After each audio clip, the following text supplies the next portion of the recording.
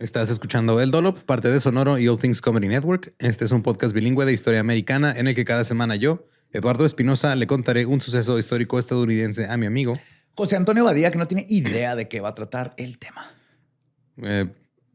Mira, ya no sé qué decir, güey. No, me preparo. Yo siempre me preparo. El agua con radio funcionó bien hasta que se le cayó la mandíbula. ¿En qué ojo me pongo el parche? Malditos salvajes incultos. Pagaba 25 centavos a los niños de la localidad por cada perro o gato que le llevaran. No, espérate, ¿qué? El parque se hizo consciente. El parque probó la sangre, güey. ¿De qué se va tan? Lo bueno es que nada más te trabas cuando lees, ¿verdad? Sí.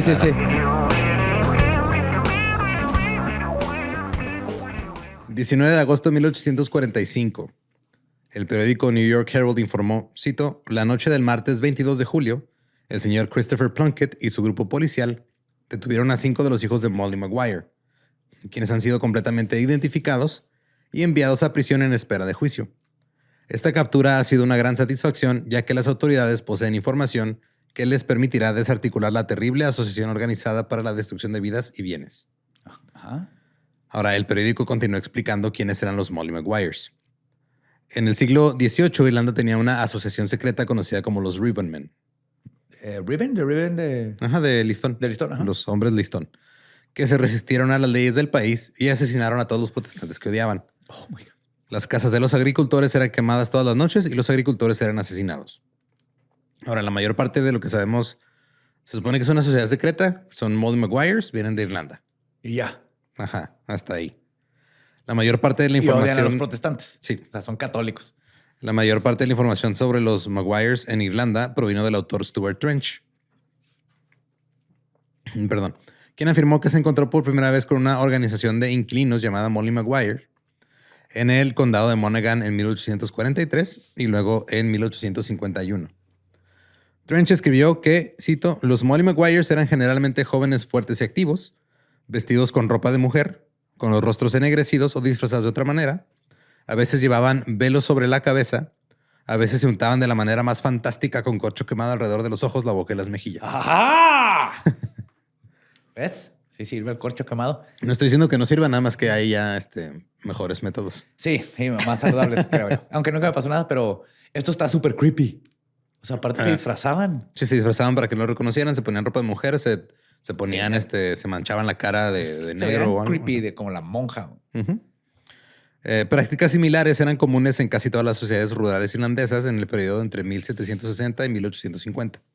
Por ejemplo, hay unos que eran los White Boys, así se hacían llamar, que llevaban vestidos de lino blanco sobre la ropa y bandas o pañuelos blancos alrededor de sus sombreros. Y supuestamente ellos le habían jurado lealtad a una mujer mítica llamada Siv Aultag, quien era su reina. Entonces, como que había varias sociedades secretas así en Irlanda, como que haciendo cosas raras. Está bien épico esto. Ajá. Thomas Campbell Foster viajó por toda Irlanda en 1845 y envió una serie de cartas al Times de Londres describiendo la vida rural irlandesa y la violencia que había ahí. Había numerosos informes de amenazas, agresiones, robos a mano armada y asesinatos. Foster dijo, cito, Molly Maguireism es un término genérico local para referirse al malestar rural. De hecho, es la encarnación del espíritu del descontento. Es un problema antiguo con un nombre nuevo. Una cuestión central entre los Molly Maguires en Irlanda era el deseo de conservar las pequeñas parcelas de tierra que tenían para poder cultivar suficientes papas para vivir. Sí, porque no tenían que más sembrar por culpa de los ingleses. Estas propiedades se vieron amenazadas por los rebaños de pastoreo. Entonces se dice que los Molly Maguires respondieron excavando tierras de pasto para hacerlas utilizables solo para agricultura. No puedes traer a tus borregos aquí porque no hay pastito. Exacto. Pura papa. Otra táctica en algunos condados irlandeses era atacar y mutilar a los animales que pastaban en los pastos. Los pastores fueron intimidados y atacados e innumerables animales fueron asesinados o mutilados. Pues mire, oficial, no sé cómo explicarle, pero llegaron como 30 mujeres con la cara negra y me mataron a mis borregos. Y gritaron vivan las papas. ¿Y me puede explicar por qué hay un caballo en el estrado de...? Porque mataron a un perro de casa y dejaron un aviso a su dueño expresando su deseo de que lo hubieran matado mejor a él. Y en una ocasión un caballo fue juzgado, declarado culpable. ¿Qué? Y fusilado. Porque no estaba el dueño del caballo, entonces... Usaron el caballo. El caballo en su representación, sí. Los agentes Qué de los pobre del abogado que le tocó representar al caballo. Sí, la este neta. es mi cliente, chingada madre. Los agentes de los terratenientes fueron amenazados, golpeados y asesinados, al igual que los inquilinos que se establecieron en tierras de los que habían sido desalojados antes. O sea, si habían corrido a alguien y llegabas y te metías, también te corrían a ti porque no tenías nada que hacer ahí. Ok. Los comerciantes y los molineros que cobraban precios considerados injustos también fueron amenazados y atacados. Se contaban varias historias sobre el origen del nombre de los Molly Maguires. Una versión decía que una anciana viuda llamada Molly Maguire había sido desalojada de su casa y los campesinos locales se habían unido para vengarla. Otra versión era que Molly Maguire era la dueña de la taberna secreta donde se juntaba la sociedad. Y según una tercera versión, Molly Maguire era una joven feroz con pistolas atadas a cada muslo que lideraba bandas de hombres por el campo en sus incursiones nocturnas. Ese es el que yo voy a creer. Ese es el más chingón. Ahora, en Estados Unidos, el condado de Schuylkill, en Pensilvania, era el centro de los Molly Maguires ahí. La mitad de la población del condado era nacida en el extranjero.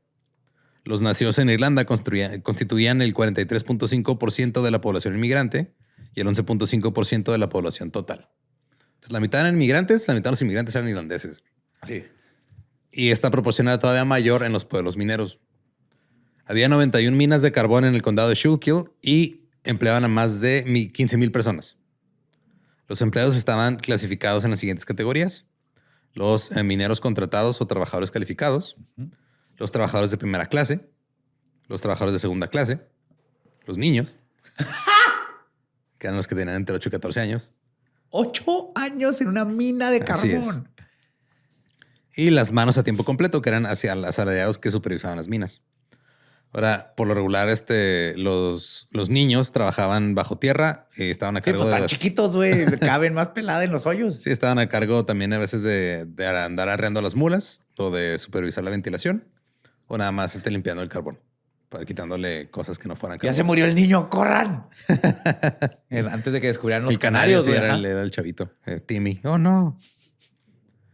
La élite de la fuerza laboral estaba formada por los mineros calificados o los mineros por contrato, y la mayor parte de su trabajo consistía en instalar equipo, velar por la seguridad y perforar y borrar la superficie del carbón. Eran artesanos independientes, entre comillas, que obtenían sus trabajos a través de un aprendizaje. O sea, eran como tú llegabas con un minero de estos, de aprendiz, te enseñaba todo el pedo, luego ya te dejaban. Como antes, pues eran todos los negocios desde escultor hasta ingeniero, ¿no? Llegabas y, hey, quiero aprender. Sí, hasta el karate. Así se aprendía. Entonces, la mayoría de los contratistas mineros empleaban a sus propios trabajadores, les pagaban más o menos un tercio de sus ingresos. La mayoría de los trabajadores eran galeses o ingleses y eran los contratistas calificados, y los trabajadores eran irlandeses. Existía un sistema de aprendices bien establecidos a través del cual los mineros galeses, británicos y estadounidenses podían ir ascendiendo poco a poco de puesto. Pero los irlandeses no eran considerados elegibles para un ascenso. Aunque supieras. Aunque supieras. Un minero galés escribió que podría tener su propio puesto ya chido después de 6 o 9 meses, mientras que un irlandés podría estar ahí años y nunca le iban a ascender. Simón.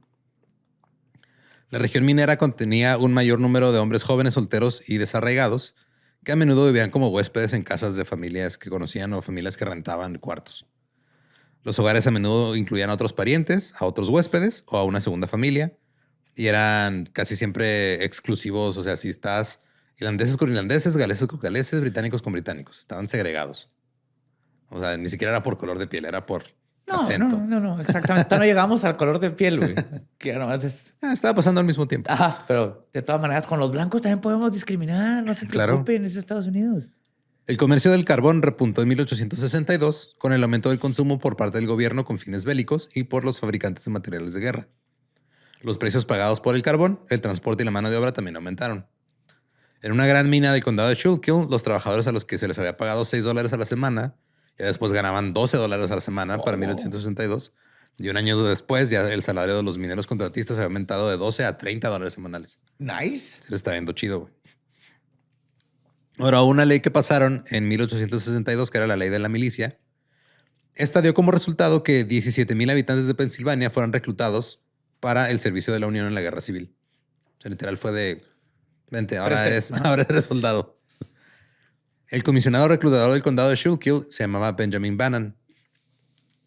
Y dijo que encontraron hostilidad esporádica cuando trataban de reclutar gente. Porque pues... No, ¿cómo? Sí, es de... No querían. Ajá, como que no querían irse. O sea, estaba alguien así que mi vida no puede ser peor. Soy un minero. Hey, toma este rifle y vea que te maten allá. Oh, Ajá. No quiero. Que a veces las mujeres y niños les arrojaban agua caliente o y palos y piedras.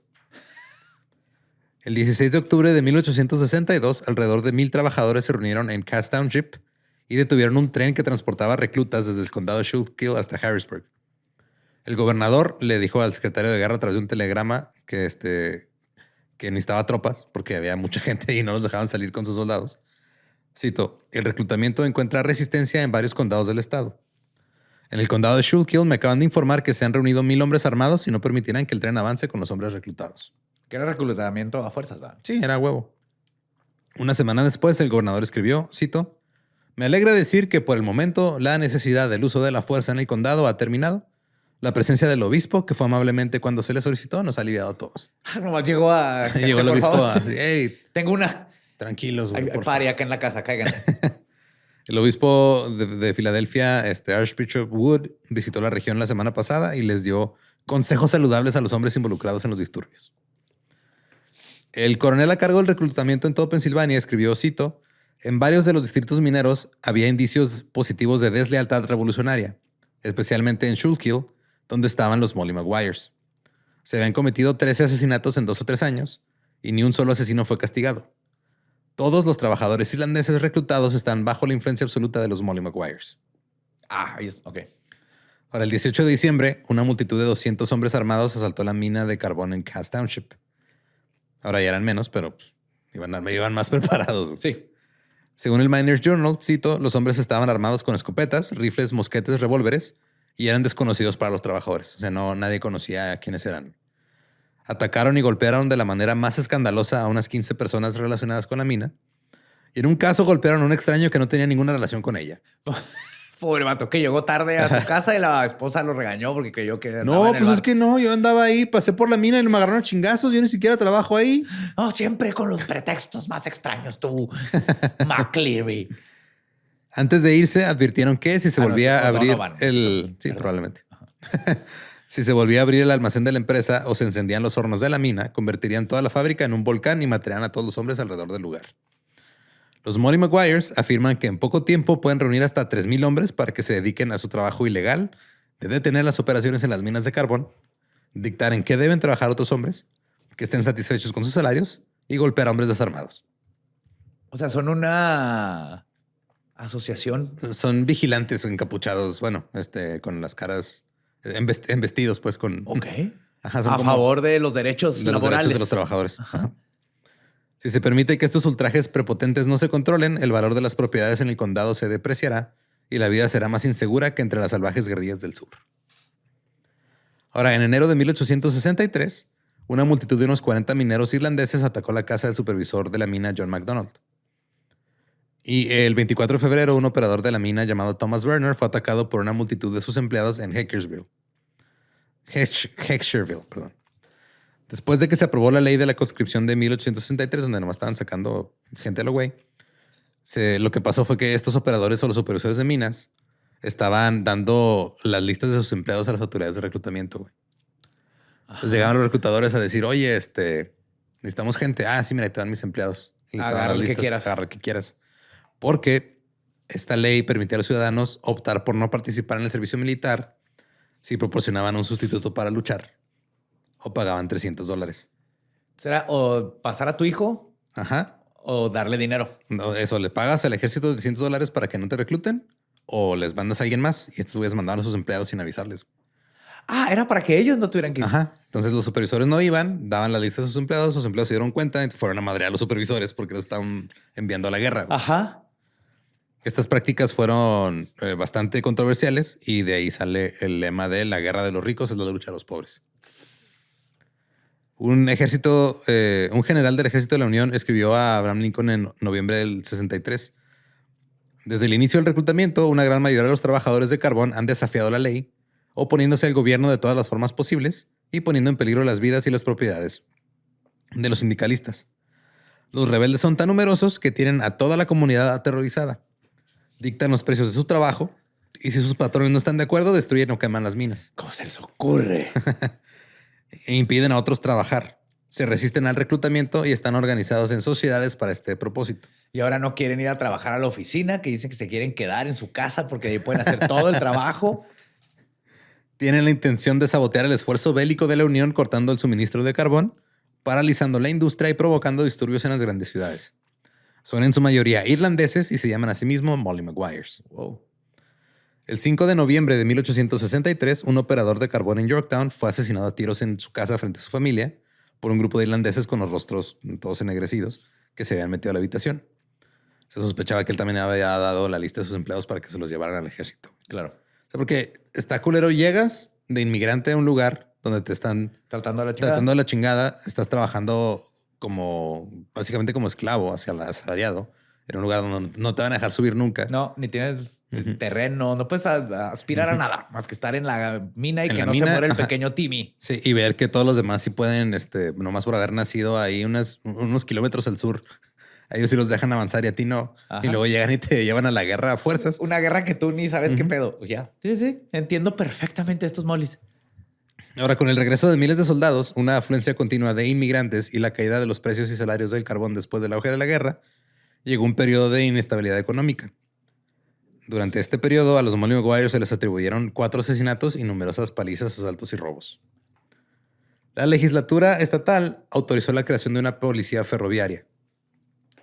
Esto permitía que el gobernador dijera a cualquier persona que fuera empleado de una empresa ferroviaria, ahora eres policía, ¿What? según fuera necesario. Ah, sí, claro. Sí, sí. Ahora necesito 16. Sí, según esta ley, los guardianes de cárceles, calabozos o comisarías debían recibir a todas las personas arrestadas por los policías ferroviarios por cualquier delito contra las leyes o del Estado o a lo largo de los ferrocarriles.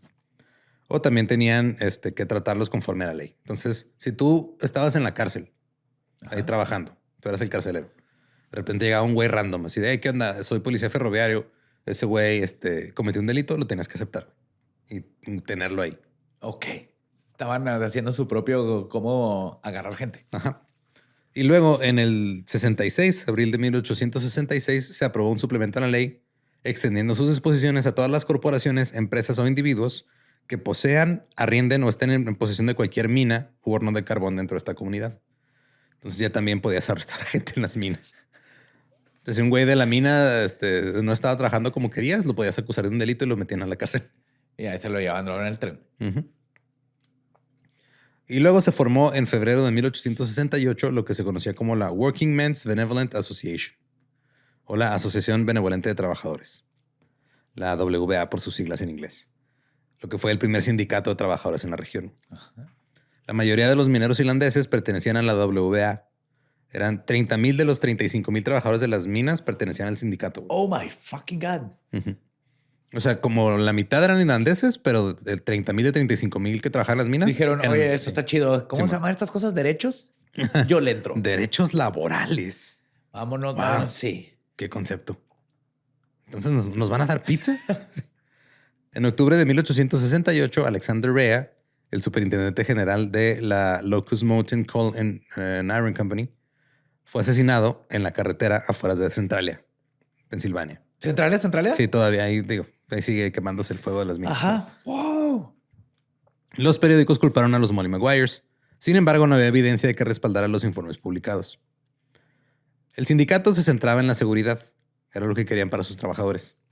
El mayor peligro al que se enfrentaban los trabajadores mineros en su vida diaria era morir.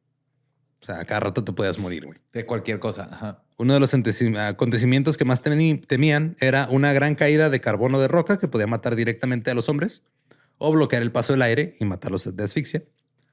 Una señal de advertencia era el movimiento de las miles de ratas que vivían en las minas. Miles. Miles, ajá. Si las ratas se empezaban a mover, corre. Ajá. Los trabajadores también se enfrentaban a la amenaza de explosiones o asfixia causadas por una variedad de gases nocivos bajo tierra. Les ponían nombres muy extraños. Stink damp era sulfuro de hidrógeno. Fire damp era metano. Ajá. Black damp, dióxido de carbono. Y white damp, monóxido de carbono. Oh. Son 4 gases que te pueden matar ahí abajo. Ajá. La mayoría de los accidentes en las minas mataban a 1 o a 2 hombres, aunque hubo algunos muy grandes que llegaron a matar a decenas al mismo tiempo. Otro peligro importante también eran las inundaciones. Porque de repente se inunda la mina y te ahogas. O sea, te mata el aire, te mata el agua, Ajá. te mata el fuego. Te mata todo. Y la tierra. Ajá. Ajá. Todos los elementos están en tu contra. También los accidentes más letales por lo regular eran una combinación de fuego y gas. Al principio se les echaba la culpa a los mineros de los trabajadores de los accidentes. O sea, es que tu culpa para que... Pendejo, ¿para qué le das a esa vena de metano? ¿Por qué no saliste corriendo que no viste las ratas? Debiste saber. Pero para la década de 1870 ya todos los incendios, inundaciones y accidentes mágicamente eran culpa de los Molly Maguires y eran considerados actos de terrorismo. Se culpaba a los Molly Maguires de cada pelea, cada asalto, cada asesinato ocurrido en la región carbonífera de Pensilvania. Y cada explosión o percance subterráneo ahora podía interpretarse como sabotaje industrial. El condado de Schuylkill, el centro de las actividades de los Molly Maguires, fue siempre la zona más peligrosa de la región carbonífera, con 500 muertos y 1,600 mutilados y heridos entre 1870 y 1875. Ese número sí está ya altísimo. Es un chingo, güey. Ajá. En su oferta de un nuevo contrato para 1870, la Junta de Comercio del Carbón propuso una reducción drástica de los salarios. Dijo, oigan, ¿cómo ven? ¿Les pagamos menos? Yo sé cómo resolver esto. La gente necesita menos dinero porque si va a trabajar el doble para tener más dinero. Nunca falla. Ahora que una tonelada de carbón se vendía por menos de $3, los operadores insistieron en que se ajustara la escala salarial para que los salarios bajaran. Porque, pues, de ellos, ¿verdad? La mía sigue igual. Obviamente. Le dieron un ultimátum al sindicato: aceptar el compromiso salarial antes del 2 de abril o afrontar una suspensión general. El sindicato se negó a ceder y se inició el cierre de operaciones en la región del carbón. Hicieron una huelga. Ajá. En el tercer mes de la huelga, Franklin Gowen, presidente interino de la Philadelphia and Reading Railroad Company, ofreció sus servicios como mediador. Dijo, no te preocupes tú, mira, tú el que tiene la mina, el que la opera y tú el que la trabaja. Yo negocio con ustedes. Claro que sí. Les voy a presentar el Reading Railroad. Según la propuesta de Gowen, las tasas salariales se van a deslizar tanto hacia abajo como hacia arriba. Entonces dijo que sí, güey, ahorita bajó el precio, entonces baja tu salario, pero cuando vuelva a subir, sube tu salario. Ajá. Y dijeron, bueno, ok, ya. Eso fue como que el compromiso al que llegaron. Y dijeron, sí, mira, ya cuando se vuelva a vender a $3 vas a ganar lo mismo que ganabas antes. Pero el 29 de... Perdón. Pero Franklin sabía que lo que estaba haciendo y tenía un plan un poquito más maquiavélico. El aumento de la producción de carbón iba a conducir a salarios más bajos. Y los ferrocarriles en ese momento no podían poseer minas porque era un monopolio. No podías sacar el producto y moverlo tú. Ajá. Entonces, cuando empezó a hacer esta negociación, también al mismo tiempo tenía gente en la legislatura de Pensilvania presentando proyectos de ley que permitieran a los ferrocarriles comprar una compañía minera. Ya. Pero un senador antimonopolio lo impidió. Luego, 6 meses después, los amigos de Gowen en la legislatura esperaron hasta que los senadores antimonopolio se fueran a comer para pasar el proyecto de ley. ¿Cómo funciona eso, güey? Ey, senador, ¿ya vieron que está allá? Güey, tú fírmale. ¡Ja, ja! Fue básicamente si hay así. quórum, o sea, si se cumple el quórum y pueden llevar a cabo la votación. ¿Va todavía? Sí. Cada rato pasa. Así que el Reading Railroad logró adquirir una filial propietaria de carbón. En febrero de 1871, los mineros volvieron a hacer huelga para exigir salarios más altos. Después de que se nombrara un comité para determinar una escala salarial uniforme para todos los trabajadores del carbón, Gowen de repente dijo, no saben qué, es que ahora pues van a cambiar los precios del flete. Entonces ya el transporte va a ser más caro. Ya va a costar el doble. Ajá. Y pues se va a quedar hasta que digan que si aceptan los términos que les ofrezco o no. ¿Cómo funciona normalmente? Ahora ya tengo el poder. Así es. Así que ahora costaba $4 en lugar de $2 transportar una tonelada de carbón desde Schuylkill hasta Filadelfia. Entonces ya no te costeaba si tú operabas una mina, te salía más caro el pinche transporte que a lo que ibas a vender el carbón. O sea, porque una tonelada se vendía más o menos en $5. Entonces me estás hablando que te iba a costar pone $2 sacarla y $2 transportarla. Te vas a quedar con $1 de ganancia. Y ahora ya nomás transportarla. Ajá. Y ahora ya nomás transportarla te deja sin ganancia, Simón. El Consejo General del Sindicato había resuelto regresar a trabajar el 15 de febrero. Pero pues aunque quisieran volver a trabajar, ya no costeaba. Entonces ya no podían. Así que el comité del sindicato del condado de Schuylkill se acercó a la Junta de Comercio del Carbón con una nueva oferta para volver a trabajar o les pidieron una base mínima de $2.50, pero la Junta de Carbón dijo, no, güey. O sea... Yo no. ¿Por qué? Ajá. Yo estoy bien. Gowen dijo que iba a resolver la huelga a su manera. Le escribió al presidente del sindicato, cito, no tengo ningún deseo, incluso si tuviera el poder, de atacar o dañar en lo más mínimo a su organización. Mi única exigencia es que no insisten salarios tan altos que hagan imposible producir carbón a los precios que traen al mercado y que no recurrirán a huelgas y suspensiones para producir una escasez de carbón y forzar precios más allá de lo que los fabricantes y consumidores pueden pagar. Ese era el dinero que nos costó ponerle glow sticks a todas las ratas para que fueran más fáciles de ver y hacer más seguro el trabajo de los empleados. Ya ahí se nos fue todo el presupuesto. Sí, ahí se fue todo. Gowen escribió una editorial. Cito, un pequeño grupo conspirador de radicales dominaba a la mayoría honesta de los trabajadores en la región del carbón. El ferrocarril de Reading fue cerrado y 30,000 de estos pobres hombres se quedaron sin trabajo. Si se les hubiera permitido votar en secreto, la mayoría hubiera votado a favor de permanecer trabajando. Existe una asociación que vota en secreto por la noche, que le quita la vida a los hombres y que serán fusilados delante de sus esposas a sangre fría por atreverse a trabajar.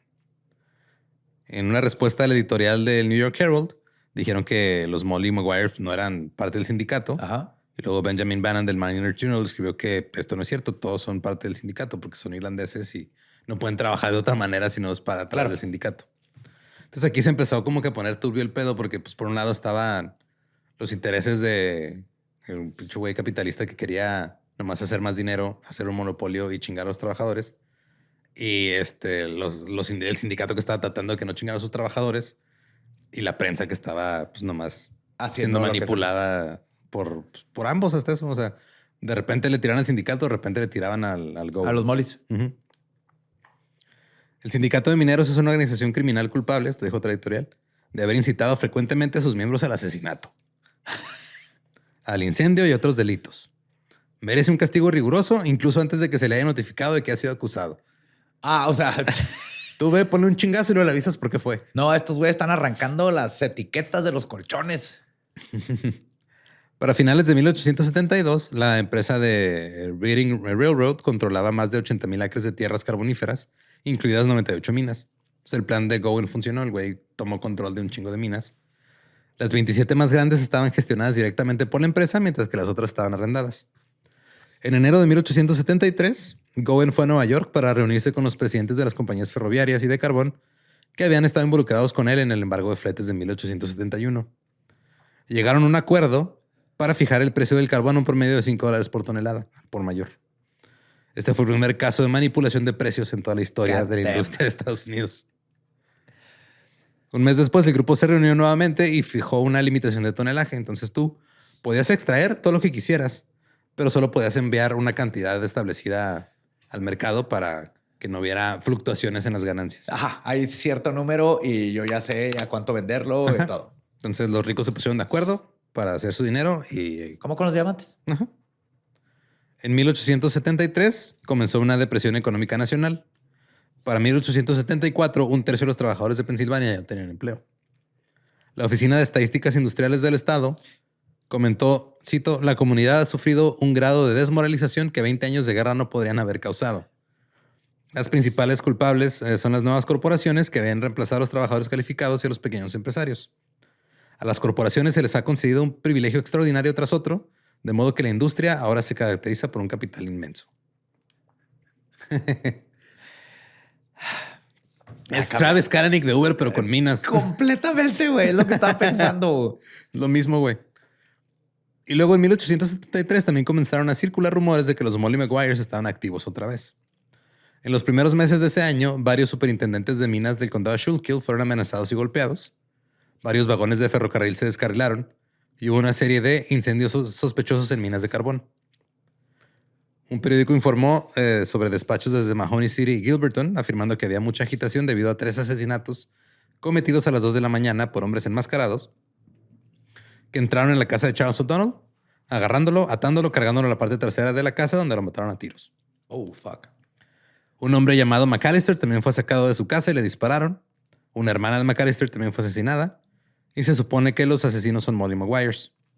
Otro informe dijo que un despacho de Port Richmond, Pensilvania, afirmaba que 2 mineros, James Martin y Peter McCaffrey, fueron atacados por una multitud de Molly Maguires, golpeados con palos, apuñalados con cuchillos y tratados con una lluvia de balas. Es como disparas para arriba, güey. Ajá, lo ya nomás es te esperas a que caigan. Ajá. McCaffrey murió en el acto y Martin quedó tan gravemente herido que murió al poco tiempo.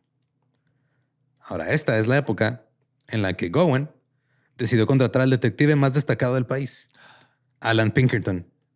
¿De los Pinkerton? El Pinkerton. De aquí viene, es el Pinkerton. Ajá, para infiltrarse en los Molly Maguires.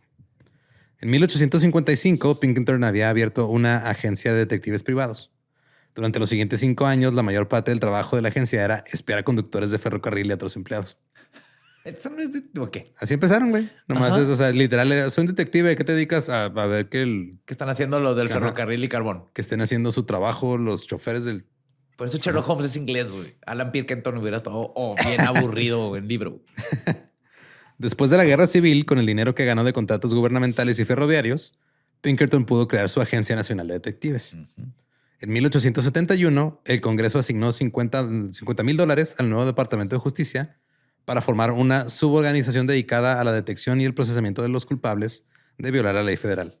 Entonces el gobierno dijo, a ver, Departamento de Justicia, ahí te va dinero, ármate lo que hubiera sido el FBI. Ajá. Pero el Departamento de Justicia, güey, dijo, güey, es muy poquito dinero, no me alcanza. Se lo doy a este güey. Mejor voy a contratar a Pinkerton y a su agencia. Entonces ahí fue cuando... Contrataron una rama del gobierno, básicamente. Y así fue como Pinkerton se volvió tan conocido. Que aparte tenía el gobierno detrás de él para poder cruzar estados. Y wow. Entonces, ya los Pinkerton tenían a un detective que se llamaba James McParland y se le asignó la tarea de infiltrarse en los Molly Maguires. Franklin Gowen y el arzobispo Wood estaban trabajando juntos y querían que el detective McParland reuniera pruebas para disolver a los Maguires. Decidió que iba a convertirse en uno de ellos. Ajá. Así que llegó a la ciudad una noche, se metió en una pensión, empezó a buscar trabajo. Hey, ¿alguien conoce aquí minas que quemar? Me caga el pinche ¿Qué onda con los dueños de las empresas, verdad? Wow, vengo de Irlanda, ¿no? Saben, papas me maman. ¿Cómo andan? ¿Qué onda? ¿Qué me pueden ayudar? Pues básicamente eso fue lo que hizo, güey. Lo contrataron para conducir un carro en una mina de carbón, aprendió a usar un pico, luego empezó a hacerse de amigos. Se suponía que McParland debía hacer un informe todos los días, pero tenía miedo de que pareciera sospechoso que estuviera comprando tinta tan seguido en un pueblo minero. Ajá. Así que a veces nomás usaba hollín y agua para escribir sus reportes. Y mantenía sus estampillas postales escondidas en sus botas. Wow. McParland también se vio obligado a beber constantemente. Claro, pobrecito. Sí. Cito. Sí. Nunca me gustó demasiado ni siquiera el mejor de los licores. Y el whisky malo que me obligaban a beber constantemente era a menudo una de mis peores experiencias. Era importante que me convirtiera en un líder. Yo era fuerte y podía defenderme de la mayoría de los hombres en los deportes del momento o en las borracheras. Y esto me ganó la admiración de los Mollys. Día a día me fui acercando más a los miembros de la banda. Los Mollys me conocían como James McKenna. Ok. Entonces el güey, no le gustaba pistear, pero pues, se aguantaba la peda. Sacrificó. Sí. Y luego también empezó a difundir rumores sobre sí mismo, como para ganarse una reputación. Yeah. Entre ellos estaba el rumor de que le había cortado las orejas a un hombre en un condado cercano, que había matado a un hombre en Buffalo y que estaba prófugo de la justicia por estar relacionado con una banda de falsificadores. Y también yo no le quito las venas a los jalapeños, porque me gustan cosas bien picosas, así soy hardcore. Un día dirigió un ataque a una mina de carbón que sabía que estaba llena de detectives armados con rifles. Ya con eso la policía local lo tenía en su lista de malos hombres. Ajá. Y un día el señor Gowen se encontraba cerca del lugar en una pelea entre policías y mineros. Trataron de arrestar a McParland, pero obviamente pues, Gowen no dijo, yo lo conozco, y nomás fue así como que no, estamos trabajando, pero no podemos admitir que el otro existe. Güey. Ajá. En abril de 1874, finalmente se convirtió en un Molly Maguire. Cito, había ganado el círculo interno de la organización, o al menos me habían convertido en un verdadero miembro. No me tomó mucho tiempo hasta que me nombraron secretario, y una vez que me convertí en oficial, los secretos me fueron revelados día a día. O sea, es The Departed. Sí, pero con minas. Con minas, ajá. Hay una película del 70 que se llama Molly Maguires, que es más o menos de esta historia. De los Pinkerton cuando hubo la... Uh-huh. McParland dijo que los Molly estaban organizados en distritos con un secretario, un subsecretario y un tesorero. Ah, qué bonito. Sí. Tenían contraseñas secretas, carteles y estaban muy bien organizados. Aprendió sus métodos, como el método de corrección. Su idea de corregir era ir a la casa de un hombre por la noche, sacarlo de la cama y cortarle una oreja. Ok. Sí, eso te corrige muchas cosas. Sí. Si esto no Como ya tenía el usar efecto... lentes, güey. Sí, ya. Bye. Valió Ajá. madre. Si esto no tiene el efecto deseado, le cortaron la otra oreja. Y ahora sí, ya no puedes usar lentes para Ajá, nada. y como ya no escucha razones, lo mataban. Oh. Así, la tercera era ya... Bye. También tenían un sistema de quejas. Cito, tuvimos nuestras reuniones de vez en cuando y algún miembro se quejaba de un supervisor de la mina o con algún otro hombre. Se enviaba una audiencia y luego se les hacía un como, digamos que era como un flyer, Ajá. que era una advertencia, que era para que o abandonaran el condado o corrigieran sus conductas. Esas advertencias eran así como papelitos donde dibujaban un ataúd y pistolitas alrededor y se los dejaban en su casa. Así se entiende. Y sé que la mayoría no sabía escribir. Ese es muy buen mensaje. Ajá. Sí, entonces si no se iban, pues ya era, o sea, ya si no hacían caso a la advertencia, entonces ya seguía lo que era Pero las matarlos. O matar. Ok. Sí. O sea, primero era esa madre de, o sea, dependía, o sea, también era como, dependía de si andaban de buen humor o mal humor, si le cortaban la oreja a alguien, nomás llegaban y lo mataban. Cuando se decidía que un hombre iba a ser asesinado, el plan se llevaba a cabo de esta manera. Por ejemplo, si los moles del Distrito 1 querían eliminar a un hombre, se enviaría una solicitud al Distrito 2 para que alguien hiciera un trabajo. Ajá. O los hombres eran seleccionados, llegaban al lugar designado, listos para trabajar. O cuando el Distrito 2 tenía una matanza, enviaban a alguien del Distrito 1 o del 3 para que no conocieran a las personas que iban a matar. McParland también dijo que a veces intentó advertirle a las víctimas antes de que llegaran por ellos, pero luego los Mollys comenzaron a tener acaloradas discusiones sobre quién les estaba avisando. Empezamos a sospechar. Empezaron a sospechar. Cito, hay un caso que nunca olvidaré. Gomer James era un gran poderoso galés que se había vuelto impopular entre ciertos Mollys. Se acordó que debía ser asesinado. Todos los detalles del asesinato fueron analizados con cuidado y se decidió que debía ser asesinado en la mina donde trabajaba. Se había fijado el día y la hora y un número extra de Mollys estaban a mi alrededor el día que se iba a realizar la matanza. Había intentado todas las formas que se me ocurrían para estar libre por un tiempo para avisar a Gomer, pero había fallado. Por fin pude salir por una ventana lateral de mi habitación y avisarle a tiempo. Gomer estaba orgulloso de su fuerza y no tenía miedo de ningún hombre, pero no estaba tratando con hombres, estaba tratando con una horda que lo golpeó en la oscuridad. Olvidó mi advertencia, o al menos decidió que podía cuidar de sí mismo, y fue a un baile donde lo mataron. Pues es Assassin's Creed. Casi. Estos vatos, los Mollys. En una reunión de los Mollys hubo mucho regocijo por el asesinato de Gomer James. Y se decidió que el hombre que había cometido el asesinato sería recompensado con $500. Entonces un güey reclamó una recompensa. Dijo, yo lo maté. Empezó a contar todo. Otro dijo, no es cierto, yo lo maté. Ajá. Y otro güey dijo, no es cierto, no fueron ustedes dos. Fue otro güey que ya ni está aquí. Ajá. Sí. Y hubo algunas objeciones de que este güey estuviera tomando notas porque estaba tomando nota de, dicen que este güey mató, pero no, este ¿Ahí güey sí que lo enfrente de mató. todos? Simón. Y luego lo vieron tomando notas y el güey dijo, no, es para que sepamos, pues ahorita ya vemos. ¿Quién mató a quién? Obvio, porque luego, ¿a quién le toca la recompensa? Total, al final dijeron ¿Pueden hablar aquí cerca de la camisa, por favor, ahorita? Sí, háblale al sombrero que... Pero cuéntale al sombrero que has hecho. Cuando todos los hombres contaron sus historias, no quedó la menor duda que el primero había sido el que sí lo había matado. Ya. Ok, fue el primero. ¿Verdad? Puedes hablar en esta lata que tiene un hilo gigante. Primero, gracias. Al final la recompensa ni siquiera fue pagada. Después de una huelga sindical de 6 meses de la WBA en 1875, los operadores de la mina decidieron reabrir, ofreciendo el salario a quien quisiera ir a trabajar y garantizando protección a quien lo hicieran. Entonces fue de órale, vénganse. Todos los scabs que quieran meterse a trabajar y todo. Obviamente la gente estaba desesperada porque era una depresión económica. La mayoría de los trabajadores y sus familias ya no podían resistir sin trabajo. Cientos de familias se levantaban por la mañana para desayunar pan y un vaso de agua. Día tras día, hombres, mujeres y niños iban a los bosques vecinos a desenterrar raíces o recoger hierbas para poder comer. El Miners Journal se volvió en contra de los dirigentes sindicales, los llamó villanos y sinvergüenzas. El sindicato perdió su poder y colapsó. Ahora ya los trabajadores, como vieron que el sindicato no les podía decir nada porque ya no tenía poder, regresaron a trabajar aceptando lo que fuera. Los Mollys fueron arrestados. Más de 70 fueron capturados, pero se dice que los líderes escaparon de regreso a Irlanda o desaparecieron por otras partes del país. Luego, el arzobispo Wood excomulgó formalmente a los Molly Maguires, aunque no sabía exactamente quiénes eran. Nomás digo, ya, si eres Molly Maguire, te has excomulgado. Así es. Y luego comenzaron los juicios en mayo de 1876. El detective McParland, alias James McKenna, estuvo en el estrado de los testigos en el juicio de los Molly Maguires por el asesinato de un policía. Cito, McParland pertenece a la agencia de detectives de Pinkerton, ha estado asociado con Molly Maguires durante los últimos 3 años, fue iniciado en su sociedad y se ha dedicado a investigar sus movimientos desde entonces. Fue secretario en su momento y gozaba de su plena confianza. McParland dice que los Molly Maguires de esta región están compuestos por ladrones y asesinos. El tribunal luego dictaminó, cito, un detective que se une a una organización criminal con el fin de exponerla y llevar a criminales al castigo y lleva a cabo honestamente ese designio, no es cómplice del hecho.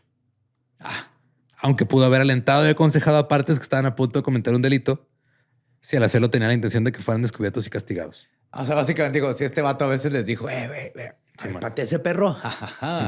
Este güey pateó un perro. Sí, o sea, si un güey decía, no sé si patear al perro o no, este güey decía, dale, patealo, güey. Sí, y luego lo apuntaba o le decías a su lata con el hilo, patearon al perro. Al final, 23 Molly Maguires fueron sentenciados a la horca y 2 docenas fueron enviados a la prisión estatal. McParland dijo que lo intentaron matar muchas veces. Cito, he perdido la cuenta de la cantidad de intentos que se hicieron para quitarme del camino. Se hicieron esfuerzos para envenenarme, arrojarme por los pozos de las minas, hacerme estallar con dinamita, dispararme y apuñalarme. Pero mantuve una estrecha vigilancia y tuve la suerte de escapar con vida. ¿Le crees? No, ni de pedo. Sí, iba caminando y luego me iban a aventar dinamita, pero... Y me tuve que meter a un ducto y iba sin zapatos y iba ahí. Y entonces lo vi y le dije, "Yippee-ki-yay, motherfucker". Y luego me aventé por el... Entonces, el arzobispo Wood fue criticado por unirse al señor Gowen al enviar a McParland a recolectar pruebas contra los asesinos. Algunos dijeron que debieron haber enviado misioneros para decirle a los güeyes, oigan, están actuando en formas... esas cosas no son formas, perdón, eso no es de Dios. Pero McParland dijo, no, es que si aquellos que hablaban de esta manera hubieran podido ir a las reuniones de los Molly Maguires y hubieran escuchado las amenazas y las discusiones y todo, se hubieran dado cuenta que estos no eran humanos. Cito, a menudo pienso que para muchos de esos hombres el asesinato de un prójimo no significaba más que simplemente dispararle un conejo. De hecho, algunos de ellos, que eran los más depravados, les parecía un deporte. Ahora, el fin de los Molly Maguires no acabó con los problemas de los trabajadores que querían ganarse la vida dignamente. Hubo una huelga ahora ferroviaria en 1877 en todo Estados Unidos. Pensilvania fue uno de los lugares principales de conflicto. Los patios de ferrocarril fueron incendiados después de que tropas traídas desde Filadelfia mataron a 20 huelguistas en Scranton. Los vigilantes locales formaron un cuerpo de ciudadanos que luego abrió fuego contra una multitud de huelguistas, matando a 6 y hiriendo a 54. Pero el condado de Schuylkill ahora sí no participó en la huelga. Los mineros y los trabajadores no tenían sindicato, votaron a favor de no ir a la huelga, a pesar de que les redujeron el salario un 30%. Oh, fuck. La compañía ferroviaria de Reading Railroad se ve endeudado para comprar las tierras carboníferas y la empresa ya no pudo recuperarse después de esta huelga. Y en 1883 pasó a manos de JP Morgan. El JP Morgan. Ahora, el problema con esta historia, güey, es de que se sabe que existen los Molly Maguires irlandeses como una sociedad secreta. Ajá. Y lo que se habló al principio y todo tiene sentido. Pero ya cuando entran los Pinkerton y entra la prensa y entra todo el pedo, empieza a haber problemas de huelgas en los sindicatos, mágicamente regresan los Molly Maguires a hacer chingaderas, güey. Ya, como si fuera un boogeyman. Ajá. Entonces, no hay pruebas definitivas de que los Molly Maguires han sido responsables de los ataques. O sea, sí eran irlandeses enojados, obviamente, pero no quiere decir que fuera una sociedad secreta que estaba en realidad haciendo todo este desmadre. Algunos creen que fueron eran como ataques aislados, pero con el mismo propósito. O sea, no era como que realmente... Sí, era normal que de diferentes lados estuvieran haciendo lo mismo porque estaban buscando, pero no quiere decir que estaban súper organizados dentro de una sociedad con el... Sí, de hecho, algunos creen que la gran mayoría de las historias fueron fabricadas por los operadores de las minas para destruir al sindicato. De hecho, las pruebas proporcionadas por el detective McParland eran muy contradictorias, pero el juicio logró acabar con el sindicalismo en la zona. Lo más importante es que ahora el público en general consideraba que si eras minero de carbón, probablemente tenías una naturaleza criminal. Claro, porque es un Molly Maguire. Entonces es que esos los de carbón, esos matan gente. Y, o sea, lo convirtieron en un pedo mediático como que muy por abajo del agua. En un pánico satánico. Ajá. Algunos historiadores piensan que sí pudo haber existido un grupo inicial y que la primera ola de ataques sí pasó, Pero la segunda ola de ataques fue nada más los Pinkertons, Gowen y la prensa haciendo un cagadero mediático con algo y luego se aprovecharon de ello para destituir a los sindicatos. What? Otros creen que, cito, miembros de una organización secreta vinculados entre sí por juramento utilizaron las instalaciones y el personal de la organización para llevar a cabo venganzas personales. O sea, de que sí existe el grupo o existía la sociedad secreta, eso sí existe. Ajá. De que hayan sido responsables del pedo de las minas después de que llegaba ese güey, eso es lo que se cuestiona un chingo, güey. Pero lo que sí lograron hacer fue mandar a la chingada a los sindicatos por años. Ajá. Y los Pinkerton siguieron haciendo sus mamadas por años y años y años. Esa era la sociedad secreta haciendo sus chingaderas. Sí, o sea, los Pinkerton lo que hacían era, pues, te contrataba una empresa, una corporación grande para espiar a sus propios trabajadores y así es como ganaban dinero. Ajá. Entonces ellos también les convenía estar fabricando historias. Y sacando victorias para sus clientes, para que otro cliente rico te contratara. Sí, porque hablan mucho así, no, es que eran, de seguro los Molly Maguire son responsables de más de 10,000, 15,000 muertes. Y ese güey, ni siquiera hay 10,000 personas, ¿no? en el pueblo, güey. ¿De qué Ajá. estás hablando? Pero pues eso se iban esparciendo los rumores y todo. Y así es como pasó la historia de los Molly Maguires, que está bien rara y enredada, pero en resumen es un güey que está haciendo dinero con otro güey haciendo dinero, chingando a los que querían hacer Nomás dinero tener con su derechos. trabajo. Ajá, tener derechos y tener como una trabajadores. casita. Y no familia. morirse aplastados por una piedra. No tener que correr atrás de ratas. Pero pues ahí está. Si quieren escuchar el episodio original en inglés, es el episodio 202 de The Dollop, The Molly Maguires. Recuerden que nos pueden seguir en todos lados como @eldollop. A mí me encuentran como ningún Eduardo. A mí me encuentran como el Badiablo. Y pues si no conocen su historia, están condenados a morirse en una mina, supongo. Por gas metano. Por gas metano, por stink damp, black damp, white damp y ¿cuál era otro? Uno de esos. Stink damp.